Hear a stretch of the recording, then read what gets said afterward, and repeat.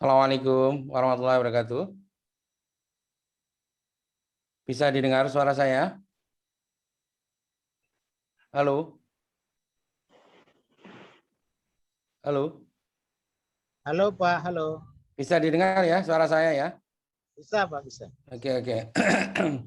Kita mulai kuliah kita ya. Jam 1:13. Semuanya sehat-sehat?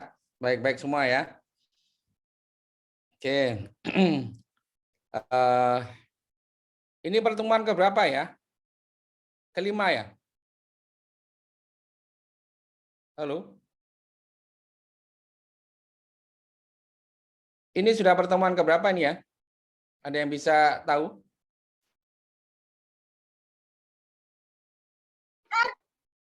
Halo?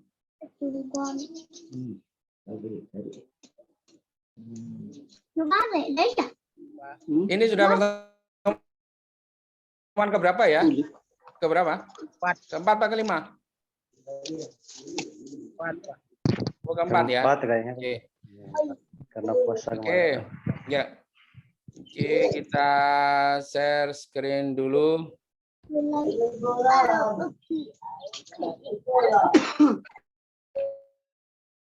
Tolong hostnya, saya dibuka untuk share screen ya, hostnya. Di Soswal, saya nggak bisa share screen. Tolong host.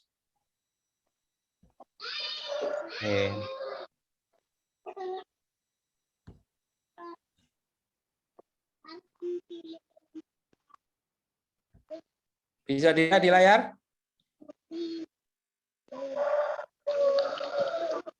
Bisa terlihat di layar? Nggak bisa. Oh, belum ya? Belum, Pak. Ya. Oke. Bentar.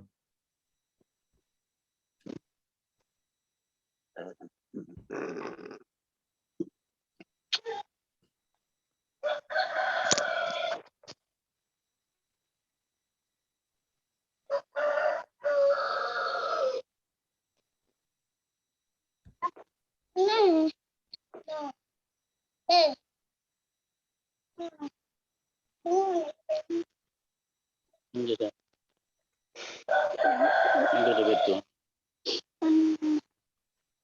Hidup mana? Yang 12 ini masih. Hah? Masih. Yang 12 masih.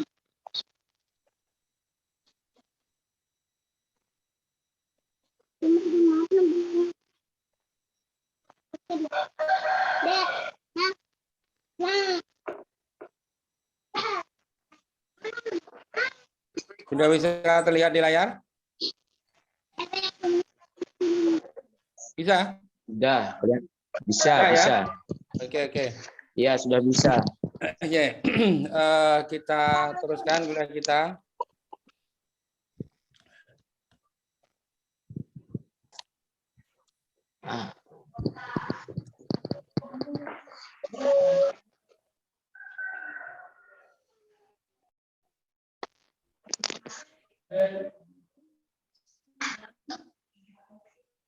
Ini yang konekkan.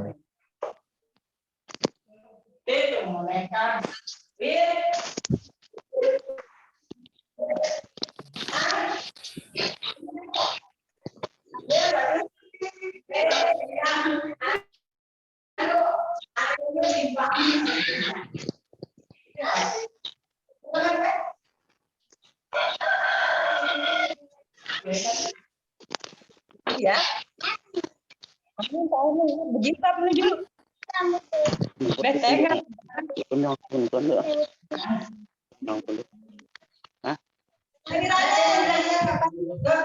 Amir.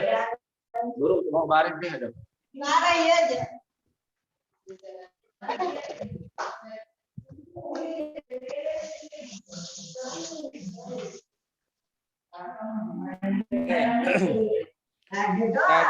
Perakiraan yang akan kita lakukan di dalam proses pengambilan keputusan, di dalam kebijakan.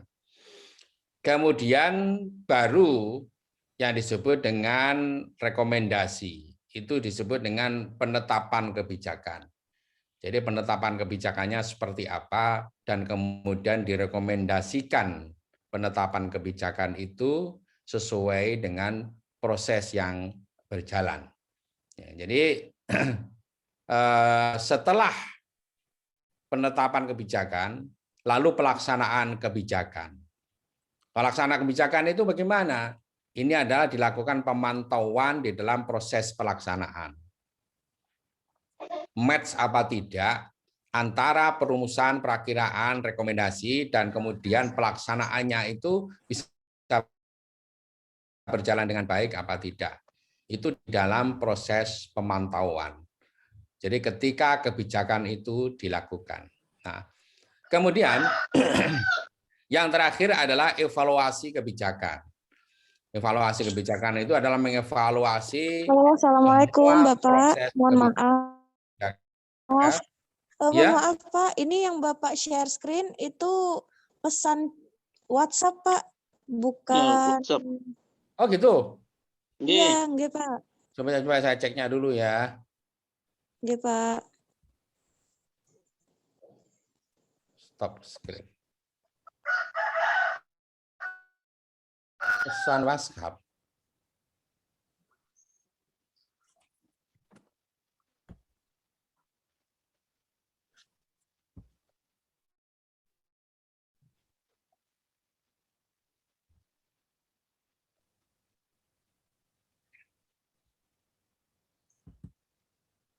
Ini sudah kelihatan?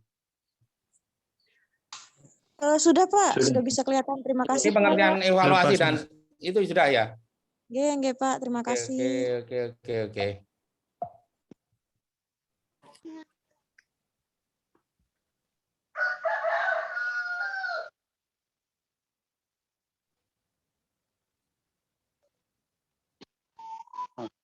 Bilang lagi.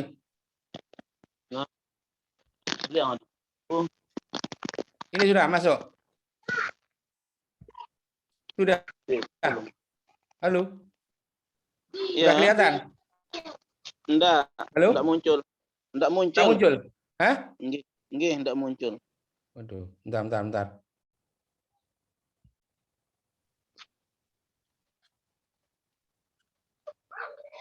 Tadi muncul dia.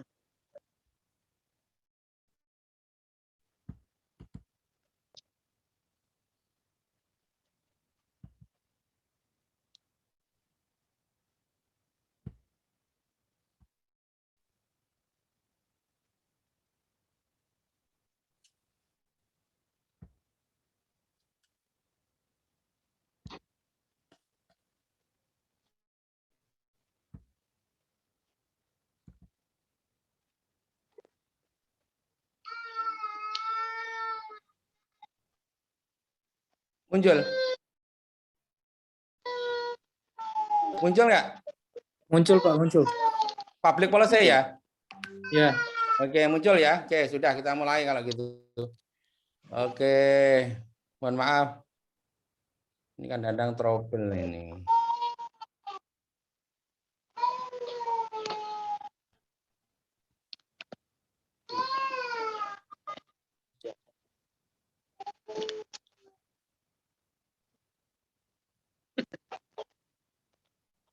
Oke, ini muncul ya di layar ya.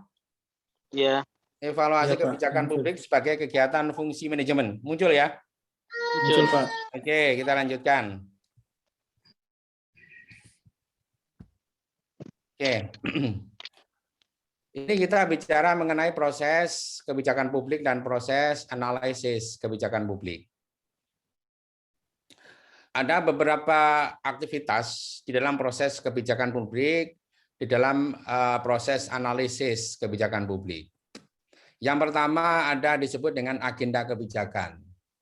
Agenda kebijakan itu bentuknya yang pertama adalah perumusan masalah. Jadi setiap kebijakan yang pertama dimulai dari perumusan masalah. Setelah perumusan masalah selesai, maka dia masuk pada paruh yang kedua disebut dengan perumusan kebijakan. Isinya apa perumusan kebijakan itu? Perumusan kebijakan itu isinya adalah perakiraan-perakiraan yang akan dilakukan di dalam proses kebijakan step by step ke depan.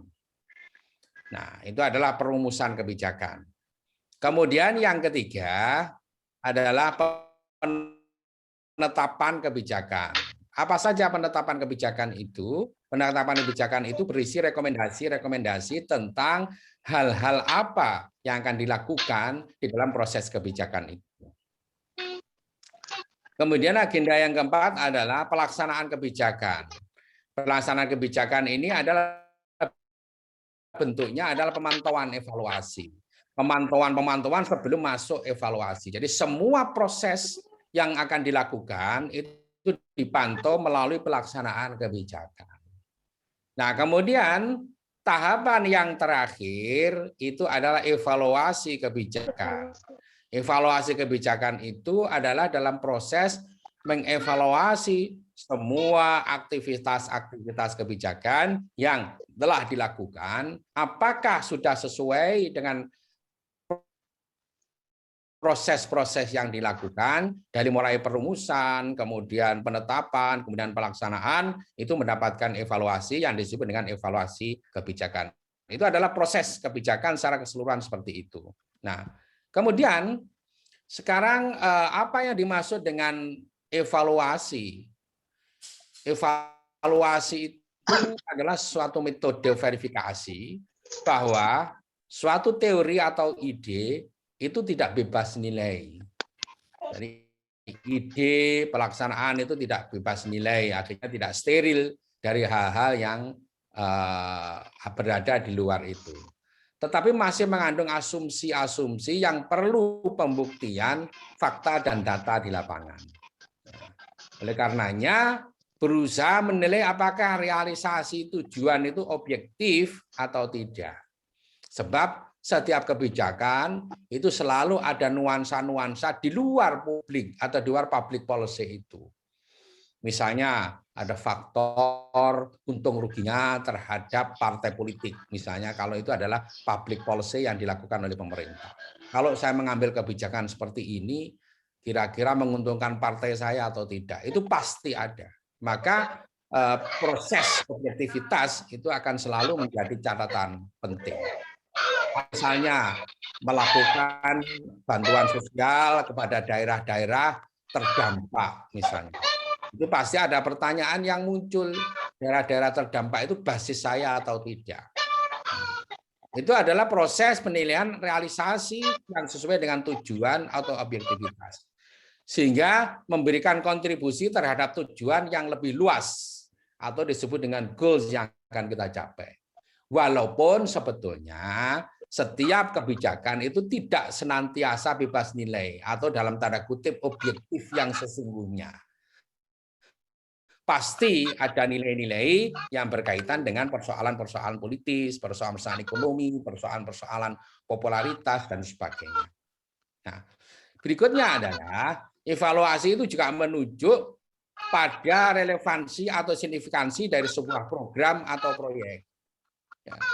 Apakah membuahkan akibat yang dikehendaki atau yang tidak dikehendaki? Pasti ada catatan-catatan penting. Ini kalau saya lakukan ini, itu apakah sesuai dengan akibat yang kita kehendaki ataukah tidak kita kehendaki.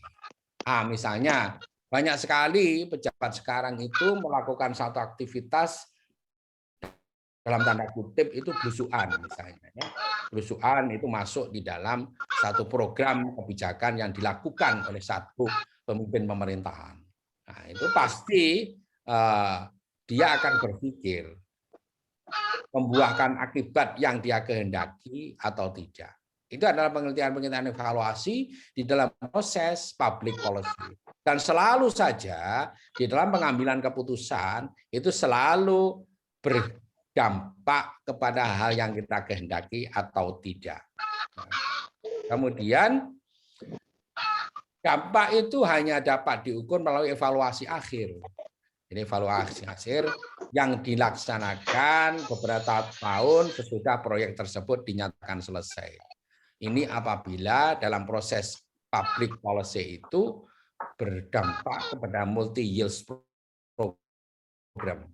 Jadi ada yang disebut dengan multi-years program itu tidak bisa katakan sebagai program pendek, akan tetapi dikatakan sebagai program tahunan yang dalam tanda kutip itu adalah multi-year program. Jadi program-program yang dikembangkan melalui satu proses yang berkaitan dengan jangka panjang atau long term. Nah, evaluasi dampak pada umumnya bersifat model ex post, yaitu dilaksanakan melalui evaluasi eksternal, kecuali pada proyek-proyek yang berdurasi jangka panjang, maka harus tersedia proses implementasi yang panjang. Jadi ada satu proses evaluasi eksternal yang dilakukan oleh public policy atau sekelompok orang yang melakukan satu kebijakan publik. Itu disebut dengan model ex post, yaitu dilaksanakan melalui satu evaluasi eksternal. Kalau evaluasi internal jelas setiap kali per triwulan biasanya ada evaluasi internal. Nah, evaluasi eksternal itu biasanya dilakukan dalam proses-proses waktu-waktu tertentu. 5.000, Pak. Berikutnya adalah tentang evaluasi kebijakan publik. Seperti yang saya sebutkan tadi, adalah satu proses untuk menilai seberapa jauh ya, suatu kebijakan itu membuahkan hasil, yaitu dengan membandingkan antara hasil yang diperoleh dengan tujuan atau target. Jadi selalu saja ada keseimbangan antara perbandingan hasil yang diperoleh ya, dengan tujuan atau target yang dicapai. Jadi aspek efektivitas kebijakan itu hasil dibandingkan dengan tujuan, atau perbandingan antara input dengan output sebagai aspek efisiensi dari kebijakan yang telah ditentukan. Jadi kalau misalnya kebijakan yang dihasilkan itu tidak efektif, maka outputnya juga tidak efisien. Ya, tidak efisien. Nah, sekarang ini satu contoh saja, sedang dilakukan satu kebijakan yang luar biasa yang disebut dengan PPKM darurat. Ya, disebut dengan PPKM darurat. Mohon dong bagi teman-teman di unmute. Ya, apa namanya, kalau bisa di unmute dulu, Ya. di mute dulu supaya tidak Di masuk mute dulu lah. ruang Zoom, ya, Betul, Pak. biar bisa konsentrasi. Sudah? Itu masih ada suara ayam. Iya. Mbak Eka tolong dong di unmute teman-teman Mbak Eka. Iya. Nah, ayamnya nih masih mengketok nih manuk kan.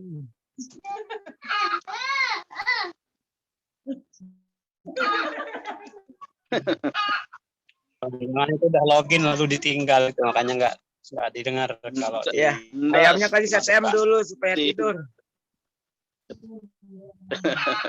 Tetap konek ini. kuliah itu tuh. Ini operatornya harusnya bisa di-unmute sama operatornya. Iya, operatornya Stisospol tolong dibantu itu.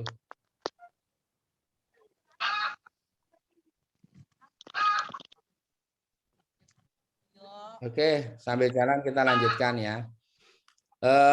Kita bicara terus evaluasi kebijakan, kita lanjutkan. Adalah satu proses untuk menilai seberapa jauh suatu kebijakan itu membuahkan hasil. Dengan membandingkan antara hasil yang diperoleh dengan tujuan atau target. Ini berbicara tentang aspek efektivitas kebijakan. Itu sama dengan hasil. Dan kemudian dibandingkan dengan tujuan. Atau perbandingan antara input dengan output sebagai aspek efisiensi dari kebijakan yang telah ditentukan. Satu contoh sekarang, ini pemerintah sedang mengambil kebijakan tentang PPKM darurat misalnya. Nah, seberapa efektif kebijakan yang diambil pemerintah itu yang bertujuan untuk menurunkan dampak dari perkembangan penularan COVID-19 misalnya sekarang. Nah, itu akan ada perbandingan antara hasil dengan tujuan.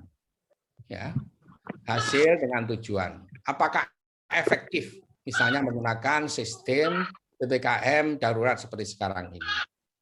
Nah, itu akan dievaluasi nantinya tentang penetapan yang dilakukan. Karena ada beberapa opsi, misalnya ada yang sistem lockdown mikro, ada yang sistem lockdown wilayah, ada yang PPKM mikro, dan banyak sekali opsi-opsi itu. Yang sekarang adalah menggunakan sistem PPKM darurat seperti yang sekarang dilakukan dengan cara pembatasan mobilitas manusia atau mobilitas orang dari tempat yang satu ke tempat yang lain, dan kemudian pembatasan-pembatasan dalam aktivitas-aktivitas di tempat-tempat masyarakat, misalnya tentang hajatan, kemudian aktivitas-aktivitas yang lain, keagamaan, dan lain-lain. Nah, ini akan kita lihat tentang apakah PPKM darurat yang dilakukan di Jawa Bali yang sekarang dikembangkan di luar Jawa juga bisa berjalan dengan baik.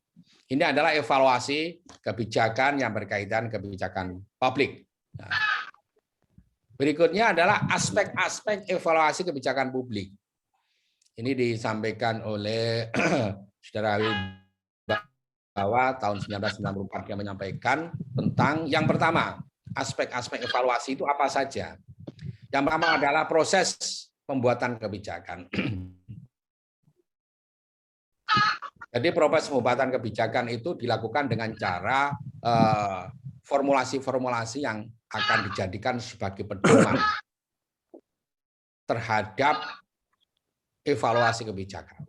Jadi ada proses pembuatannya. Yang kedua adalah proses implementasinya. Proses implementasi terhadap kebijakan yang diambil oleh satu public policy, kebijakan publik, bisa pemerintah atau bisa oleh badan-badan yang lain. Kemudian yang ketiga adalah konsekuensi kebijakan. Konsekuensi kebijakan ini adalah berkait dengan hal-hal yang di luar kebijakan. Misalnya, kita contoh saja yang sekarang sedang berjalan tentang PPKM darurat sekarang yang dilakukan. Ada konsekuensi yang besar terhadap masalah kebijakan itu. Misalnya dampak ekonomi, dampak sosialnya, dan dampak-dampak yang lain, yang itu dilakukan apakah nanti akan sesuai dengan tujuan yang akan kita capai. Apakah sebanding dengan hal-hal yang kita inginkan.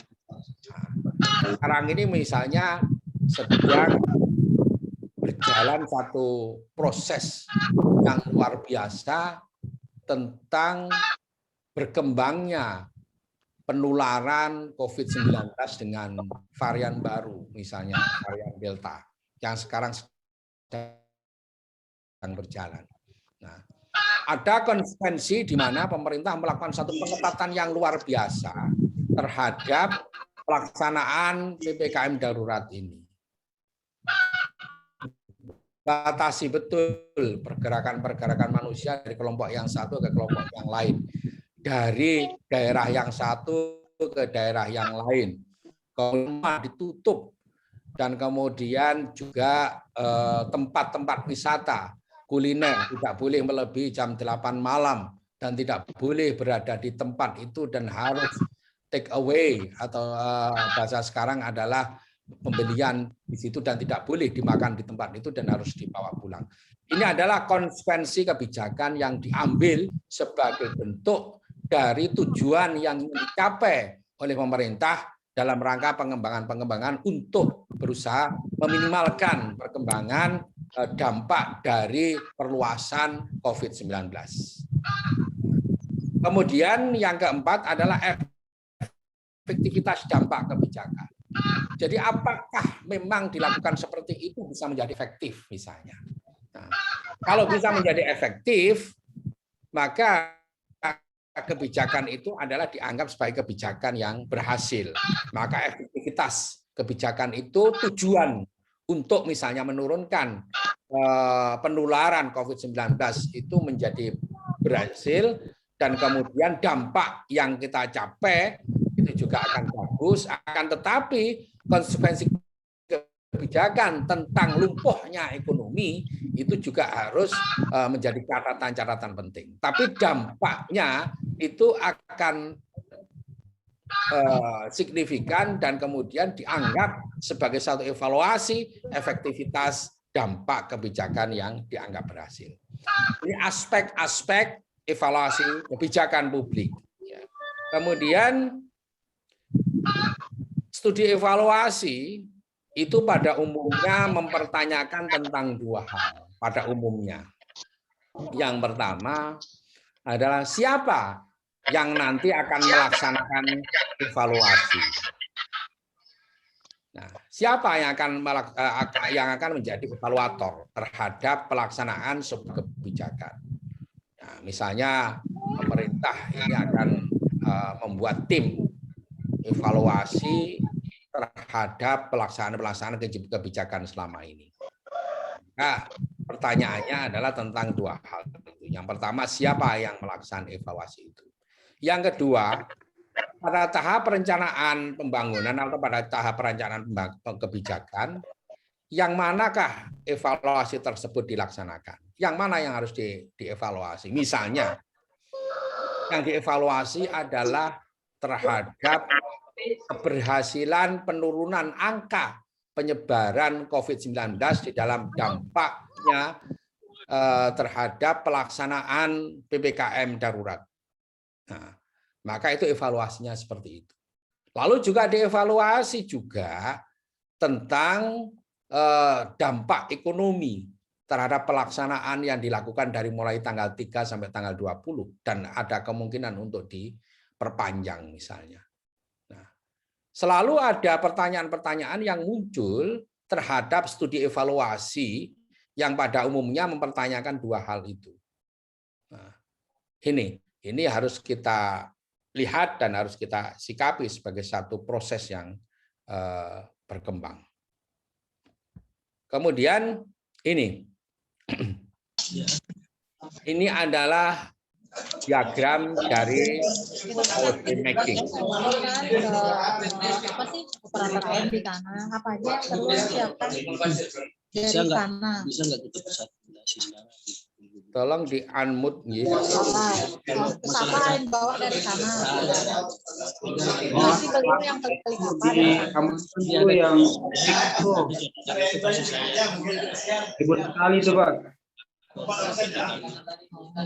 Yang kedua, untuk PPG ini nggak ada syarat selain maksudnya kalau sertifikasi kan udah keperluan yang dibayarkan itu Bisa di unmute enggak ya? Itu tolong di Dan mapel yang diampukan, tapi kalau yang PPG ini tidak masalah kayak maksudnya Operator. tolong operator bisa nggak itu di stop semua ya suara itu biar hanya apa namanya ini sudah. Oke, kita lanjutkan, bisa didengar suara saya ya. Siap, sudah bisa didengar. Oke, kita lanjutkan. Jadi ini adalah diagram policy making. Seperti yang saya sebutkan tadi. Ada lingkungan dari dalam yang apa namanya masuk di dalam proses public policy. Misalnya adalah ormas. Kemudian partai politik itu melakukan timbal balik. Ya, biasanya berkaitan dengan untung ruginya terhadap posisi partai politik. Di dalam diagram ini ada bisa dilihat tentang demographic variabel, variabel kependudukan, kemudian natural resources atau topografi, kemudian sarana perekonomian, kemudian ilmu dan teknologi, berkaitan juga dengan hubungan internasional, kemudian budaya politik, kemudian struktur sosial, dan iklim. Semua itu selalu berkait erat dengan policy making. Nah, di dalam circle policy making itu ada beberapa komponen. Misalnya ada ormas di dalamnya yang terlibat. Misalnya NU, Muhammadiyah, dan kemudian kelompok-kelompok yang lain. Kemudian juga ada partai politik yang terlibat di dalamnya, pasti. Kemudian ada asosiasi bisnis, ada kelompok-kelompok misalnya Kadin, itu berkaitan dengan public policy yang berhubungan dengan ekonomi misalnya. Kemudian ada kelompok-kelompok pedagang, ada kelompok-kelompok misalnya asosiasi bisnis yang berkaitan dengan PHPI misalnya perhotelan, kemudian pariwisata dan perhotelan, kemudian dan lain-lain, lembaga sosial masyarakat dan lain-lain. Itu yang akan mempengaruhi policy making di circle. Jadi kalau mau mengambil keputusan atau public policy maker itu selalu berhubungan dengan circle itu. Selalu berhubungan dengan partai politik, selalu berhubungan dengan asosiasi bisnis, ormas, dan sebagainya. Nah, yang dipertimbangkan apa? Yang dipertimbangkan banyak hal. Misalnya persoalan sarana perekonomian, kemudian persoalan ilmu dan teknologi, dampak-dampak hubungan internasional, kemudian dampak-dampak struktur sosial, dampak-dampak demografis atau variabel demografis, iklim, dan sebagainya. Ini berkaitan dengan natural resources topografi, yang itu adalah merupakan bentuk dari semua pengambilan kebijakan akan menjadi pertimbangan, akan menjadi variabel yang bisa mempengaruhi, bisa dominan, bisa tidak dominan, tapi itu merupakan bagian hal-hal yang akan dipertimbangkan oleh mereka-mereka yang akan mengambil kebijakan atau yang akan mengambil public policy. Itu. Kemudian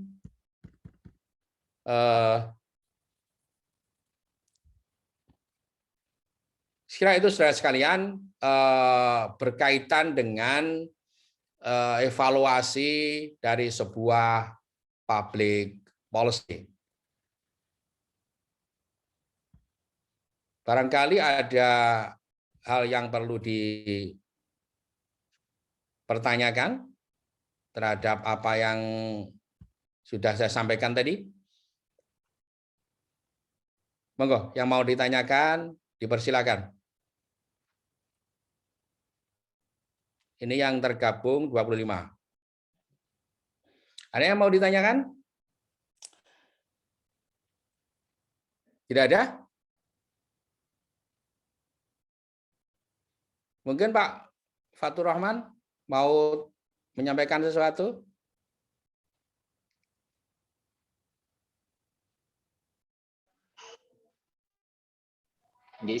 Dilanjut dulu Pak Prof. Iya sudah. Jadi intinya begini. Seperti yang saya ungkapkan tadi, ya dari diagram yang terakhir tadi. Oke, kita lihat lagi ya, yang diagram yang terakhir.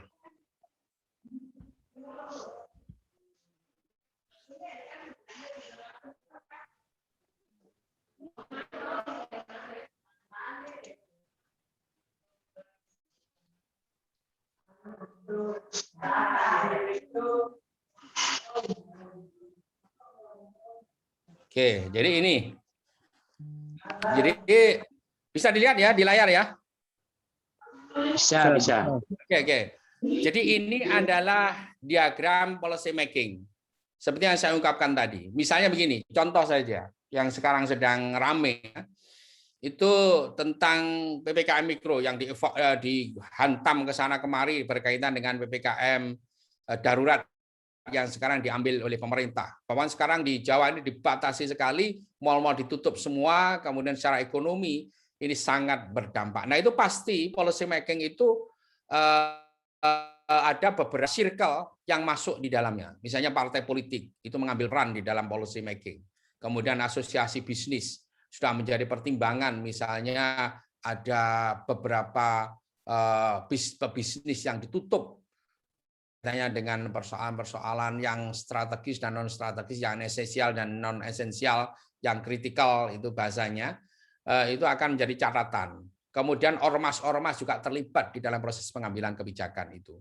Nah, kemudian juga, selalu saja policy making itu berkait erat dengan persoalan demografi, variabel demografis, jumlah penduduk kita yang begitu besar pada satu wilayah tertentu. Kemudian juga berkaitan dengan persoalan internasional, hubungan internasional kita seperti apa.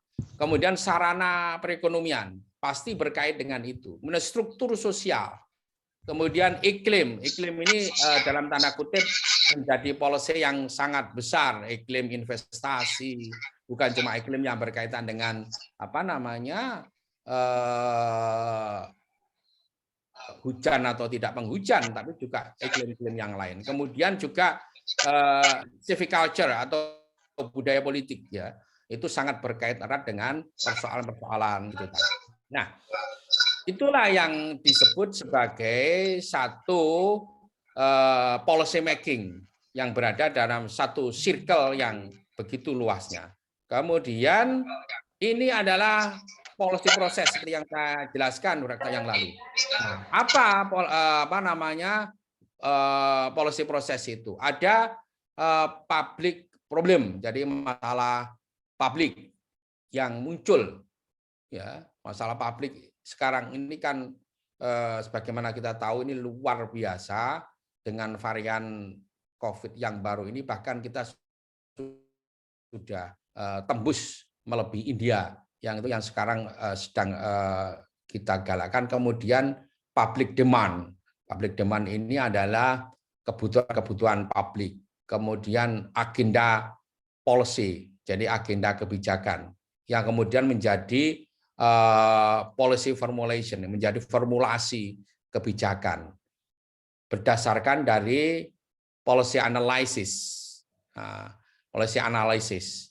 Ya, kemudian diambillah sebuah kebijakan tentang seperti yang sekarang terjadi itu. Kemudian pelaksanaan dari kebijakan itu, policy implementation atau policy output, itu yang menjadi implementasi. Kemudian evaluasi dan terakhir adalah feedback. Ya.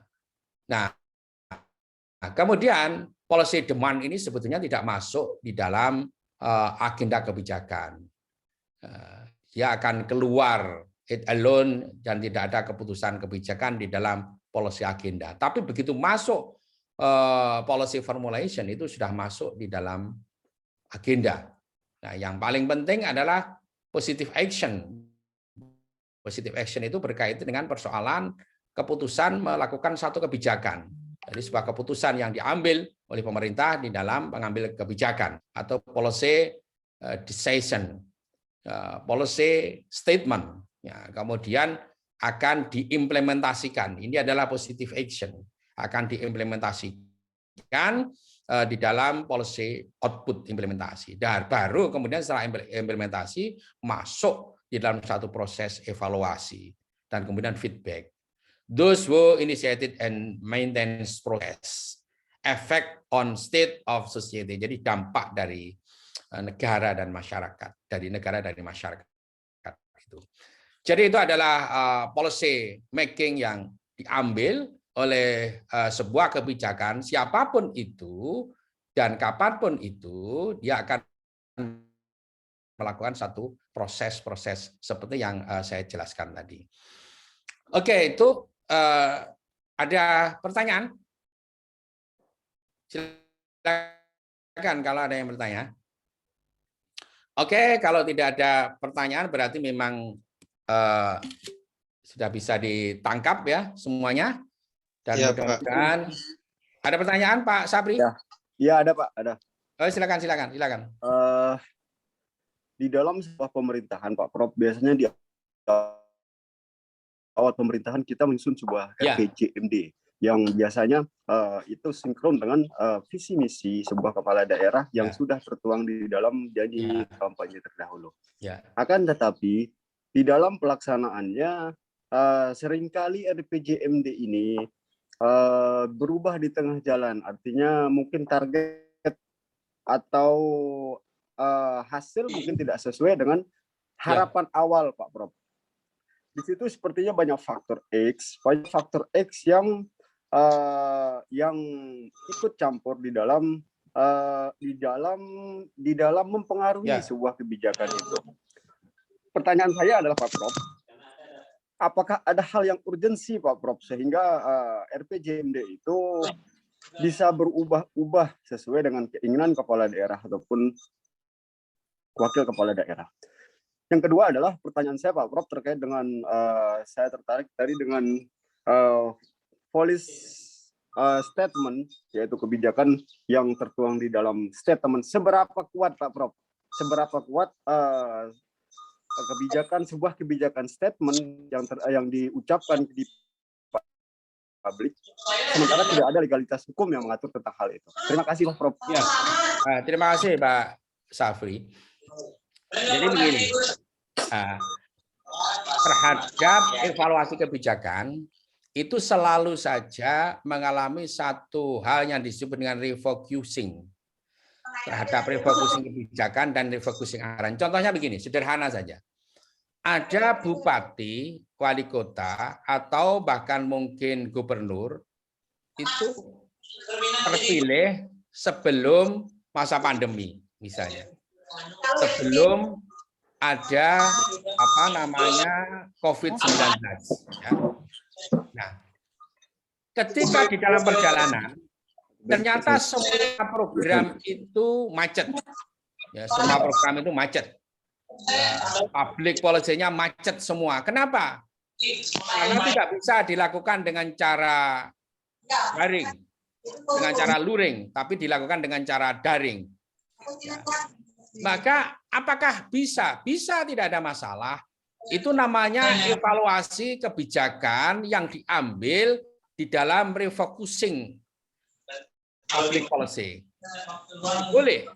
Jadi refocusing public policy itu boleh dan tidak melanggar sepanjang itu dilakukan untuk kepentingan yang lebih baik. Bukan untuk kepentingan yang tidak baik, misalnya begini. Waduh, ini tim sukses saya ketika saya jadi bupati kok belum ada banyak proyek ini. Misalnya begitu ya. Belum mendapatkan proyek, belum mendapatkan ini, dan semua sudah dalam bahasa Jawanya itu sudah ngerek. Apa ngerek itu bahasa Jawanya ya? Mengambil, menanyakan. Gitu. Misalnya begini, saya menjadi tim sukses Bupati A terpilih. Gimana Pak Bupati ini? Saya sudah 2 tahun ini saya tidak dapat proyek sama sekali misalnya. Lalu dilakukan perubahan-perubahan rencana anggaran, perubahan-perubahan rencana kebijakan, itu yang tidak boleh. Akan tetapi apabila misalnya ada evaluasi terhadap satu kebijakan yang mendesak, yang kemudian mengambil ketetapan yang memungkinkan untuk kesejahteraan, misalnya di Lombok Timur, di NTT, dulu pernah terjadi gempa yang luar biasa. Kan begitu. Pernah terjadi satu aktivitas yang itu di luar satu program, itu pasti programnya berantakan semua. Pasti berantakan. Saya punya keyakinan. Seperti yang pernah Pak Bupati Blitar itu berkonsultasi dengan saya ketika Gunung Kelut itu meletus. Gunung Kelut meletus itu semua anggaran yang awalnya dipergunakan untuk infrastruktur itu dilakukan satu perubahan dan perombakan yang begitu besar. Sehingga menyangkut masalah bencana. Nah, kalau hal itu dilakukan, itu tidak ada masalah.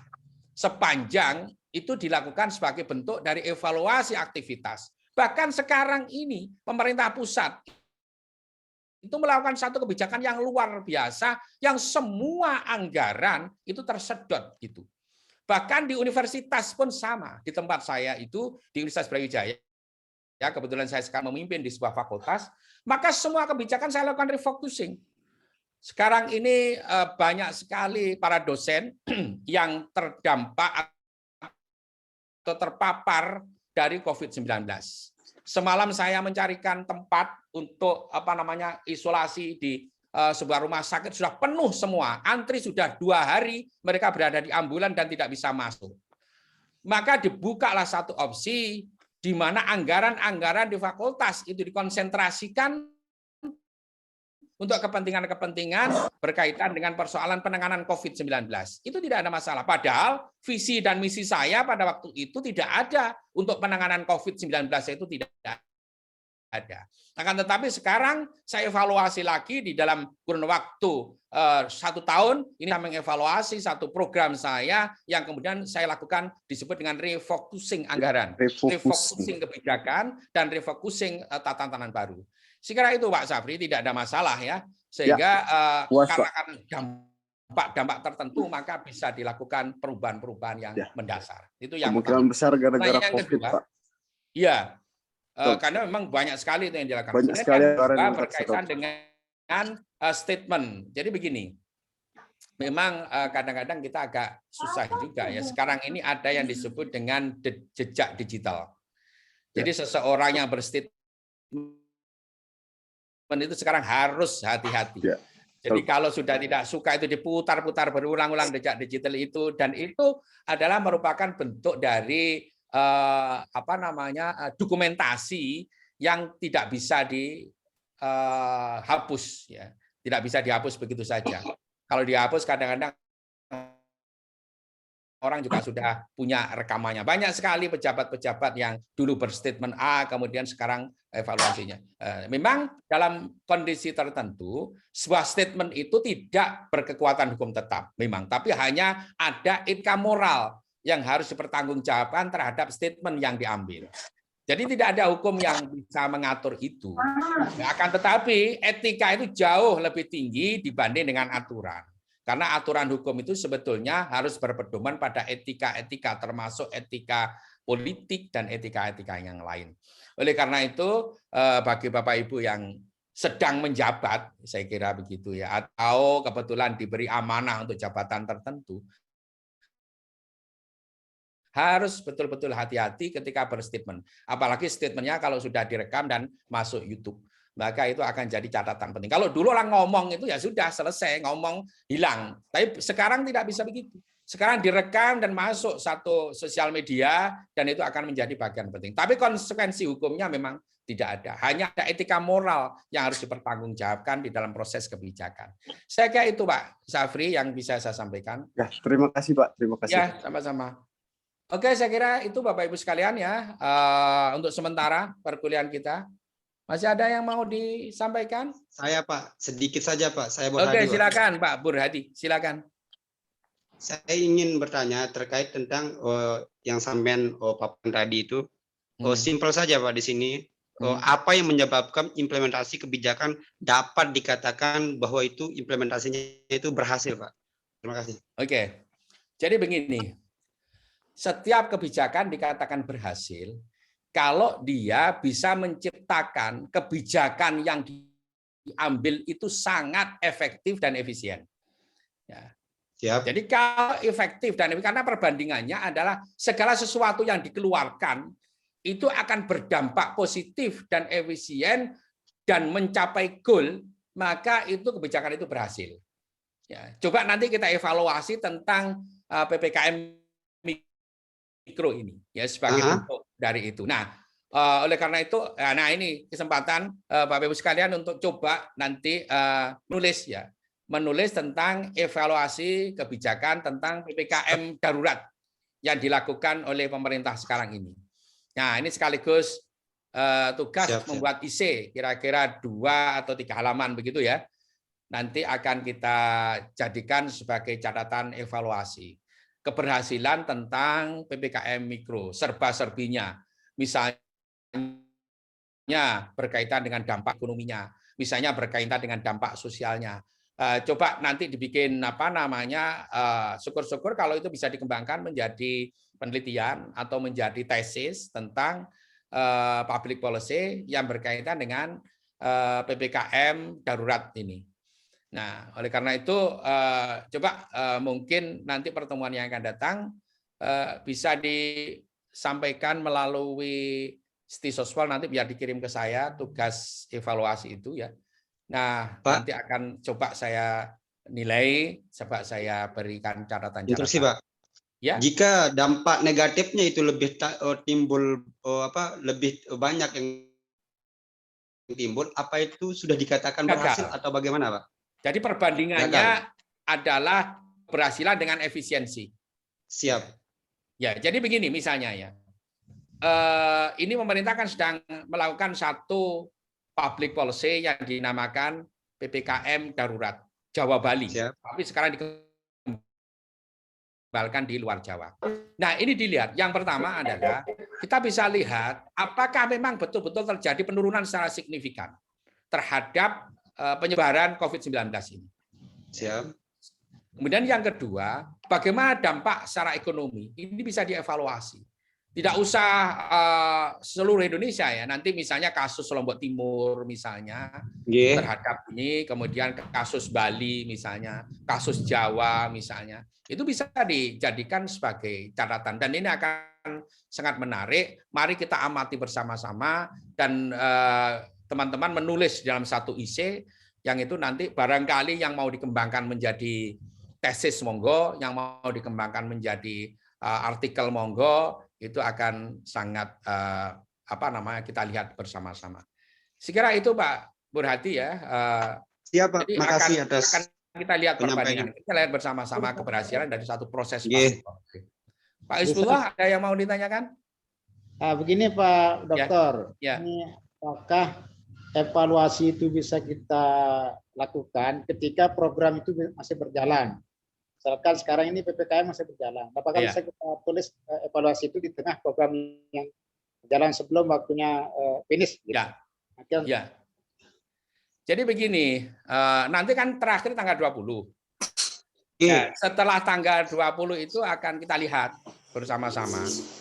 Ya. Sekarang jadi mungkin masih 2 minggu lagi ya. Jadi nanti tugas dikumpulkan di akhir akhir dari perkuliahan ini. Biar nanti saya bisa memberikan penilaian untuk tugas akhir dari mata kuliah ini. Jadi kalau di tengah-tengah tentu belum bisa kalau di tengah-tengah karena mungkin prosesnya masih berjalan. Nanti habis tanggal 20 ini saya kira Pak Hizbullah nanti bisa mencatat segala sesuatunya. Dan ini sangat menarik.